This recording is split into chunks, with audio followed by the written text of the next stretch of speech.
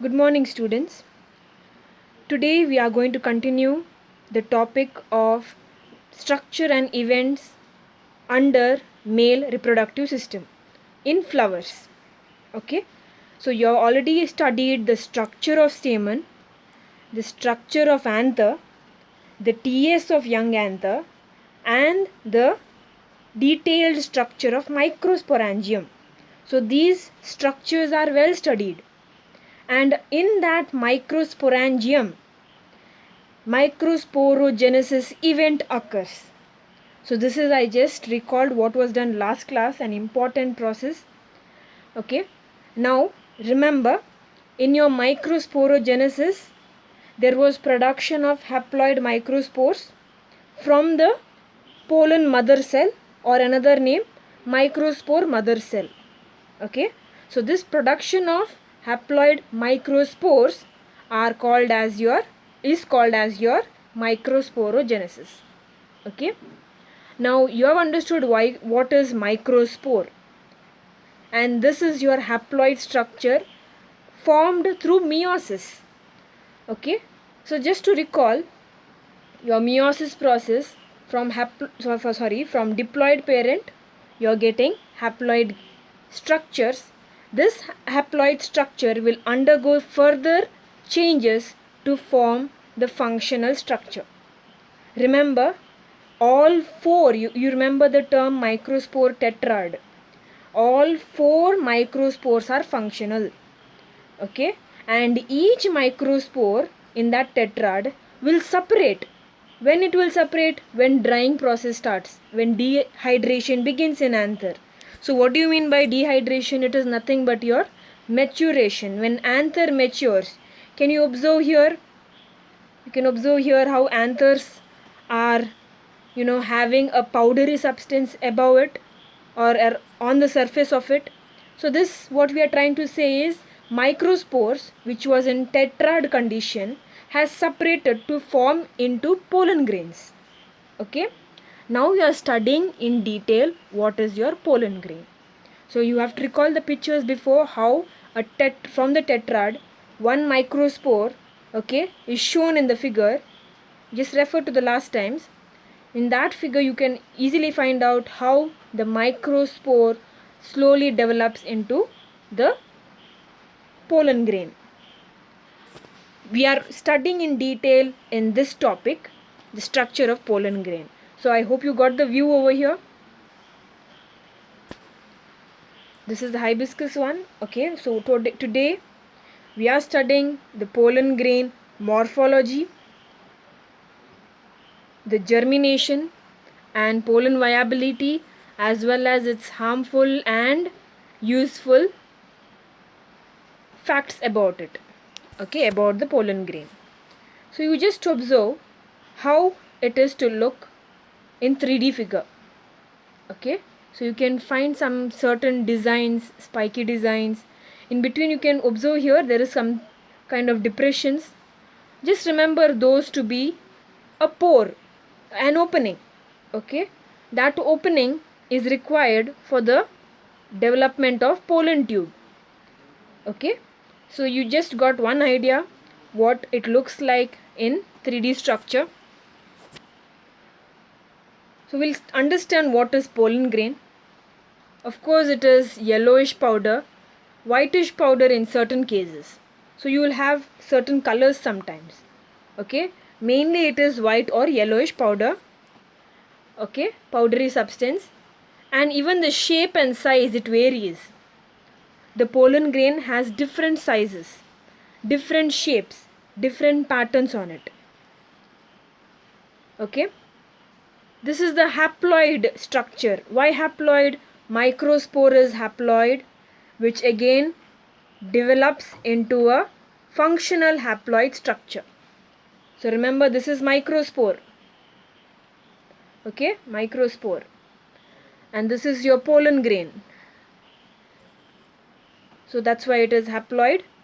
It represents, the pollen grain represents the male gametophyte. I hope you have understood now.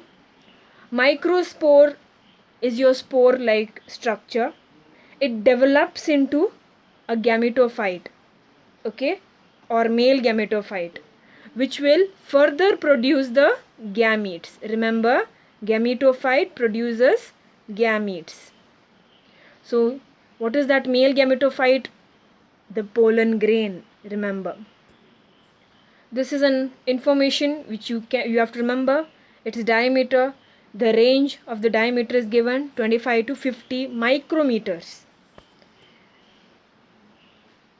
In detail, when we study the structure of pollen grain, if it is asked for 5 marks, you can give the introduction part, that is, I've highlighted in green, yellow powdery substance, haploid in nature, represents the male gametophyte. This is how you introduce. And then you're giving the detailed structure. First, what you have to highlight, it consists of 2 prominent wall layers. So which are the 2 wall layers? Outer hard layer named as exine, inner thin layer named as intine. This is also asked as your 2-mark question. Name the prominent wall layers of a pollen grain. So this is your answer for 2 marks. You have to mention it is outer and hard, that is exine, and inner is thin, that is intine. Okay, that's why it is asked for 2 marks. In the outer layer, okay, that is in the exine, it may be absent or may be thin at certain places, okay, and such places are called as germ pore. Recalling back, you remember this portion I told? You can see the depressions. It is the region where the exine is not there, or we say absent, or it may be very thin layer, okay. Such openings are called as your germ pore. So it is an opening on the outer layer where the pollen tube emerges out. What do you mean by pollen tube? Look at this structure. This is your pollen tube which is emerging out, carrying the male gametes. Okay, so it is only through germ pore it can come out.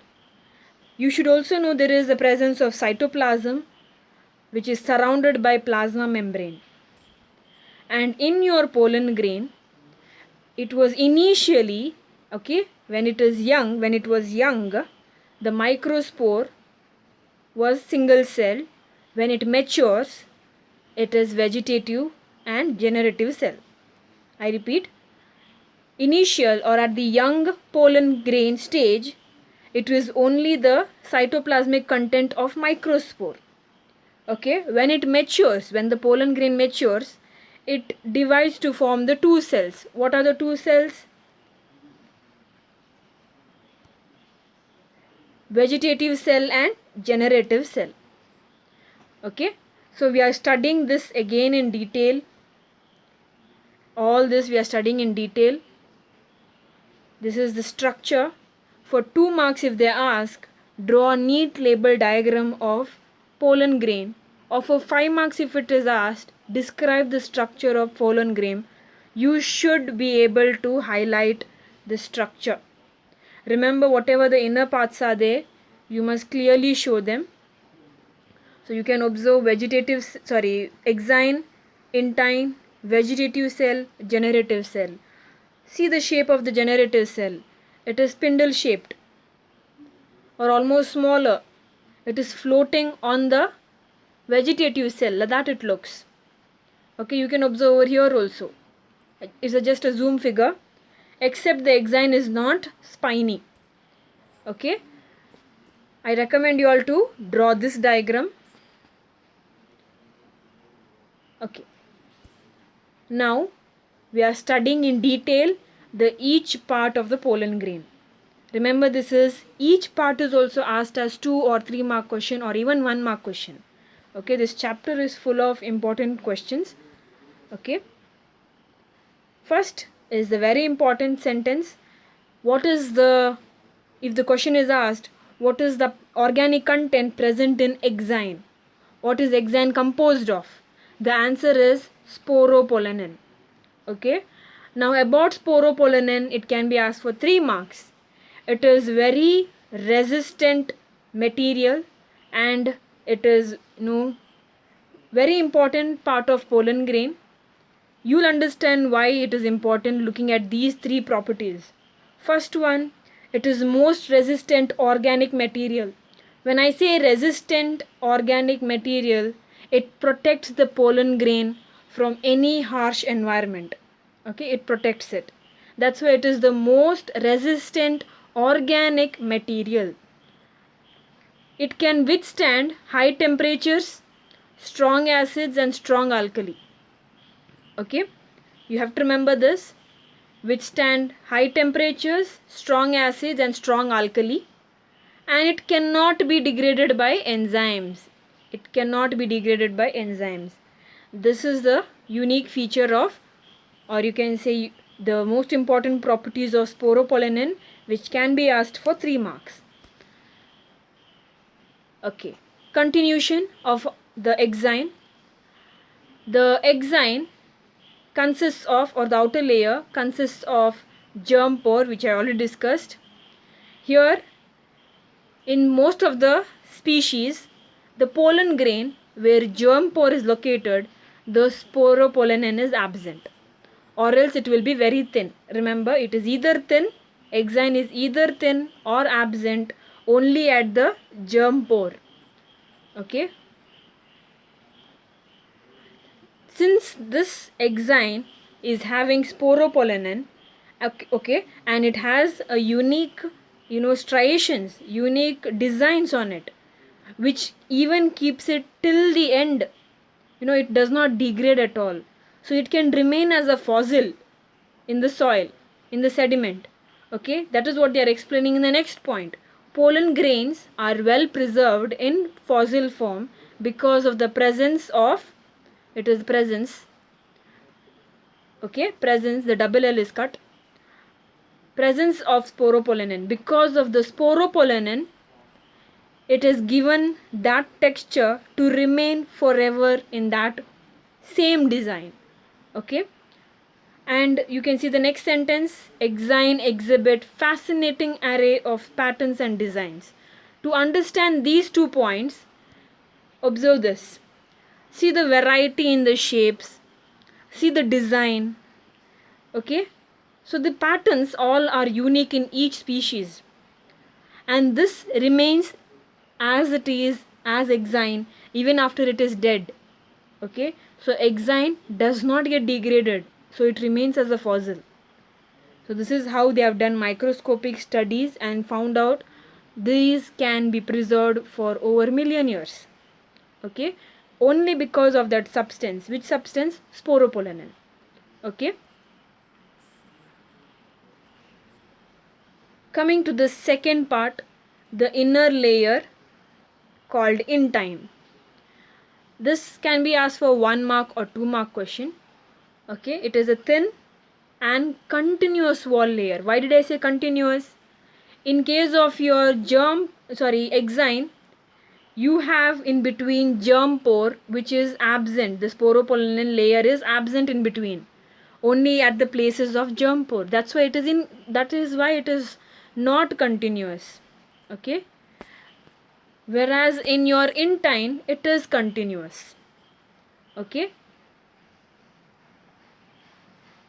here you can observe again the structure, trying to show the intine which is continuous here. Okay,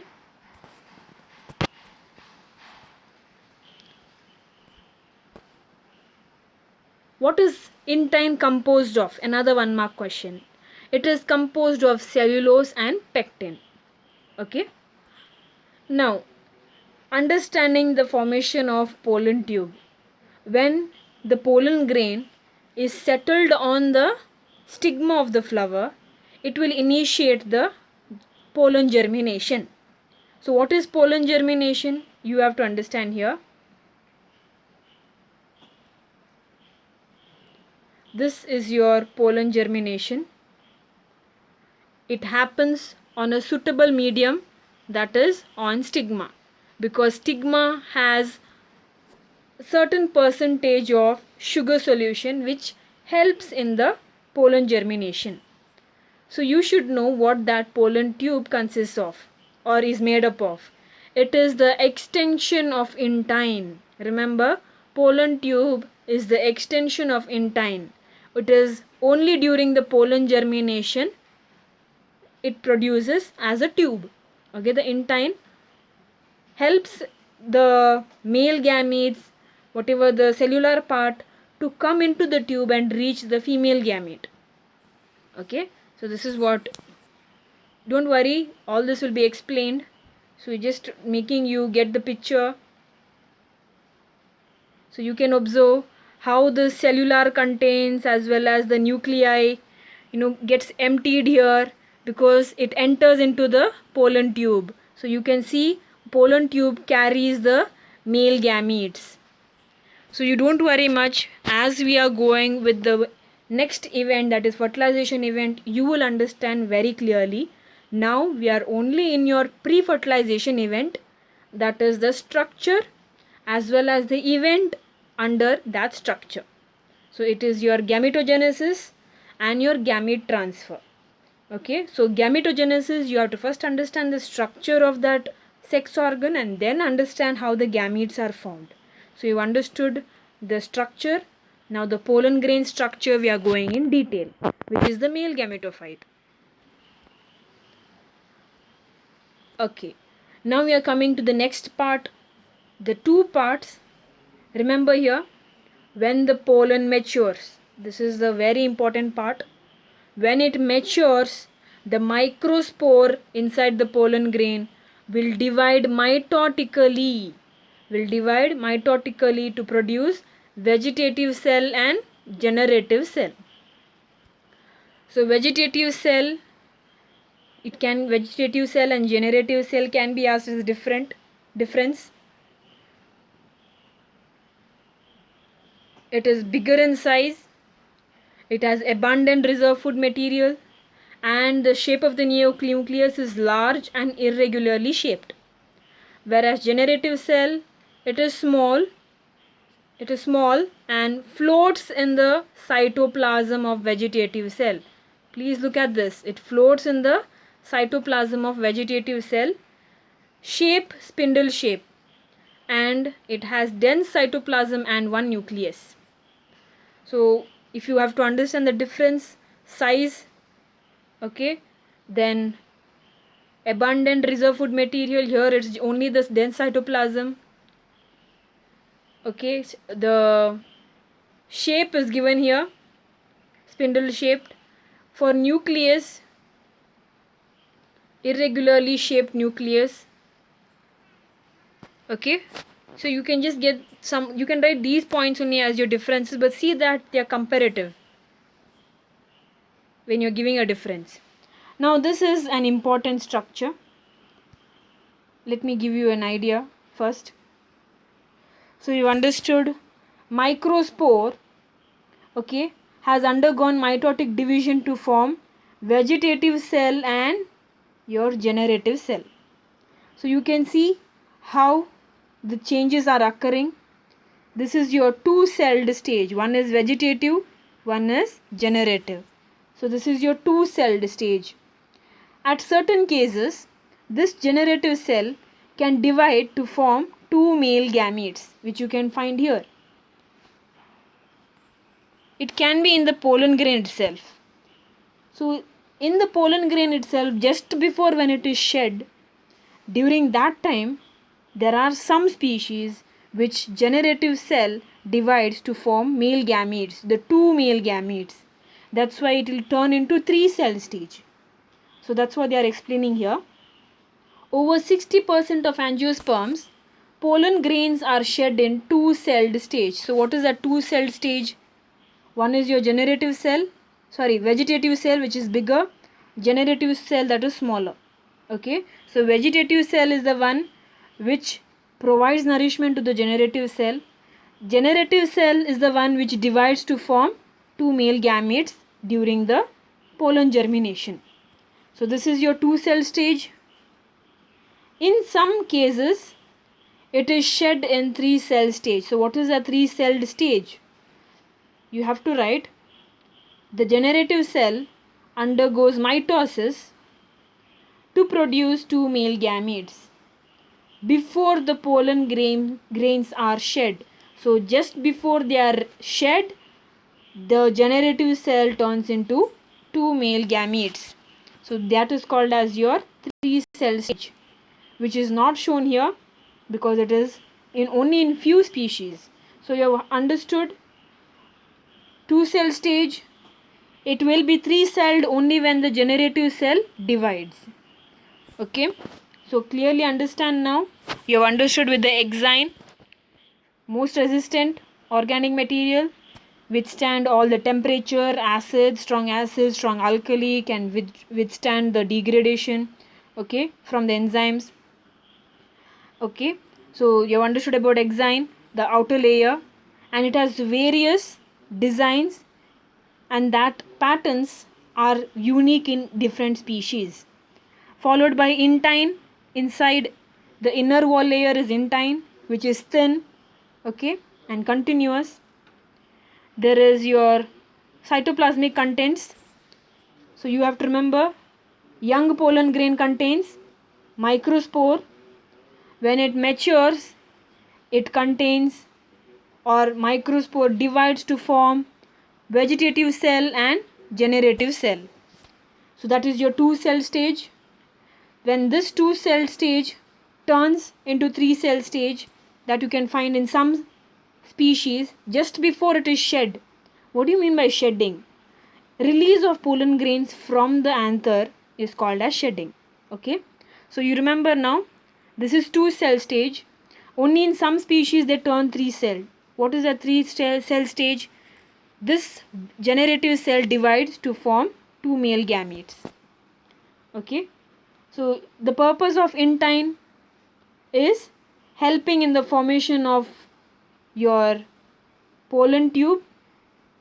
Okay, you can see all the names here. Pollen tube. So it will carry all the cytoplasmic content within the tube and helps in the movement towards the female gamete. So this is on the stigma germination occurs. So notice here the two male gametes are non-motile. They are not motile, meaning to say they are only circular in nature.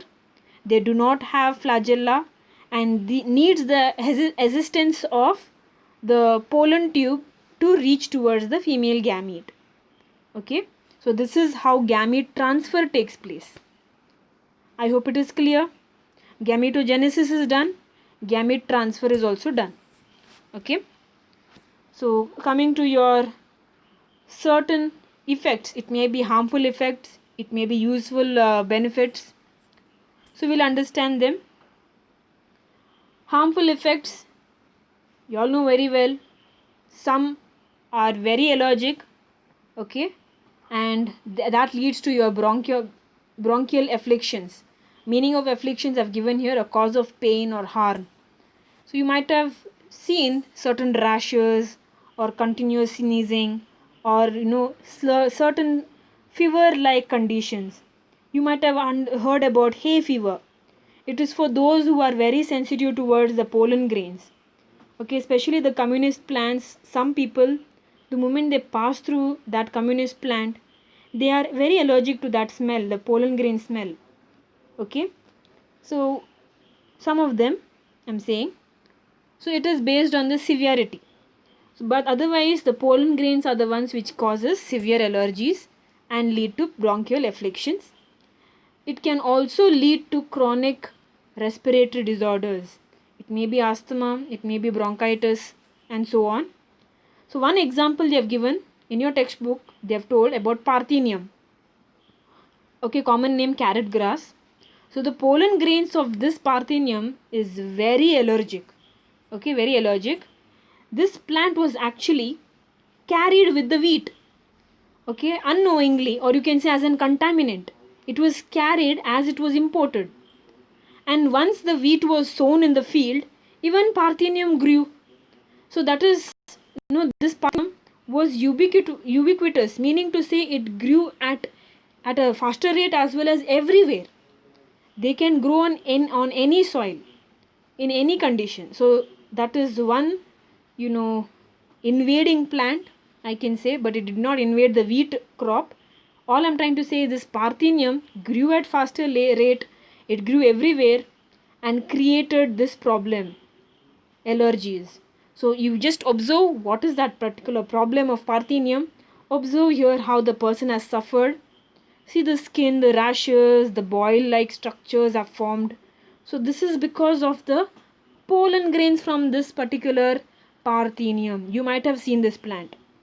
Okay, you have seen it. And you have to be careful. Those who are allergic, you have to be careful about it. So it is after treatment only it can be reduced. So it takes around 4 to 5 months to treat completely. This is the allergic reaction of Parthenium. They have shown it only on the skin right now. It could be also your allergies like your bronchitis and all. So please be aware about this plant. Okay, also I forgot to say this can be asked as your 1-mark question about Parthenium. Okay, coming to the uses, they are rich in nutrients. Okay, especially your pollen tablets which are prepared. Okay, that is used as food supplements. Why it was considered as food supplement? It is because it has high amount of nutrients. Especially in Western countries, these pollen products are taken in large number. So either in the form of tablets or in the form of syrups, they are consumed. So why they are consuming that? It increases the performance, okay, of athletes and race horses. So here they have given especially in these, okay, why? Just before any an event to occur, it may be a race, it may be the running race we say, or any kind of sport event, they need the strength, they need the energy, and this is the best recommended energy food, you can say. About pollen tablets, I've given extra information which is not required. Just I'm going to highlight for some places. It is, what is that pollen tablet? It is actually your bee, the honeybees which collect the pollens. From them they collect actually. So it's a natural mixture. So there's no adulteration. It is totally safe, no side effects. Okay, it is totally safe. And this mixture is made up of pollen, nectar, bee secretions, enzymes, honey and wax. That's why it is considered as your nutritional supplement. Remember, this is all extra information. Don't go to write in the exam. This is only for your knowledge. So you can see all the different nutrient rich content. That's why it is to enhance energy, sharpen memory. All this they have given for your benefit. It is an alternative just in case the food supplement is less, the proper nutrients are not provided to your body, then they prefer this pollen tablet. Okay, please remember, this is only extra information, not for your exam. That's why I put a big cross mark. Okay, viability of pollen grains. When I say viability, it is like your validity. Only till certain time the pollen grain will stay alive. After that it will not stay alive, it will die. When I say it will die, I mean to say whatever the cytoplasmic contents are there, they will dry up. Okay, only the exine will remain. That's why we can say those exines will remain as a fossil in the sediment. So you remember, viability means validity. Okay, so it is different in different species, so it is variable in different species. Let us take 2 examples taken from your textbook. Cereals like your rice and wheat, it is viable for within 30 minutes of dispersal. Viable within 30 minutes of dispersal. So only 30 minutes soon after the release of pollen grains. Only 30 minutes time is there for it to go and pollinate onto another stigma. Okay, so this is what they have told, the validity or the viability. In case of Rosaceae, the rose plants, Leguminaceae, your beans, pea plants, solanaceae, your chili, tomato, brinjal. So those plants, all those, the pollen grain is viable for months. Okay, for months they are viable. And you can even increase the viability. How? By storing in liquid nitrogen.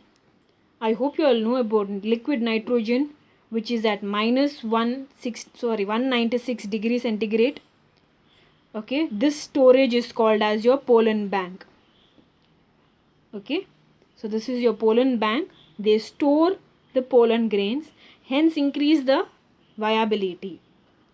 Okay, this is in certain cases where the plants are very vulnerable and the pollination occurs at a very rare case. So for that reason, pollen banks are set up. So you will understand detail when you go to your higher classes about this pollen bank, why it is necessary. Especially at the crops to be grown, we think of this particular section. Okay, so I hope it is clear. We are done. Please answer these questions and submit to me tonight. Okay, thank you, students.